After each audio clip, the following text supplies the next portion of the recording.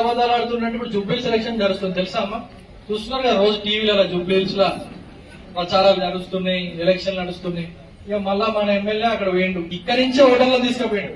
ఓటర్లు ఇద్దరు తీసుకుపోయి టీ కొట్టు దగ్గర కూర్చొని నేను అడుగుతాను నువ్వు ఎక్కడోడు అని, నువ్వు ఇక్కడ యూసఫ్ కూడా హైదరాబాద్ ఆ ఓటర్ అని చెప్పు, ఇంకా రేవంత్ రెడ్డి పాలన ఎట్లుంది, కాంగ్రెస్ పాలన ఎట్లుంది అని అడుగుతా.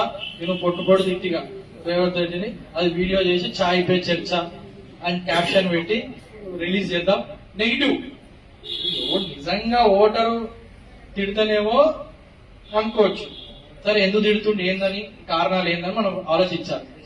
హుజరాబాద్ ఓటర్ ఇంకా మీకు నమ్మరు, అతను వినవంగాకు సంబంధించింది బస్సు కాలబెట్టేదని పైన కేసు ఉంది.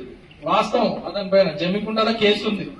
గుండాతో ఉన్నప్పుడు రోడ్డు షీటర్లు గుండాలే ఉంటారు కదా వెంబడి, బస్సులు కాలబెట్టింది, కాలబెడితే దానిపైన కేసే.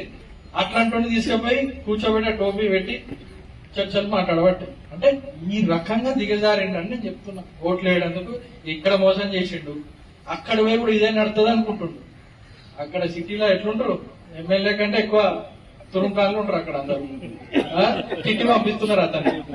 ఇంకో వీడియో కూడా వచ్చింది, ఏమని ఓటు వేయాలని పోతే నవీన్ యాదవ్ యువకుడు నువ్వు ఎంకరేజ్ చేయాలి, నువ్వు ఎందుకు చేస్తలేవు అని చెప్పి తిరిగి ఓటరే కౌశిక్ రెడ్డికి చెప్తున్నాడు.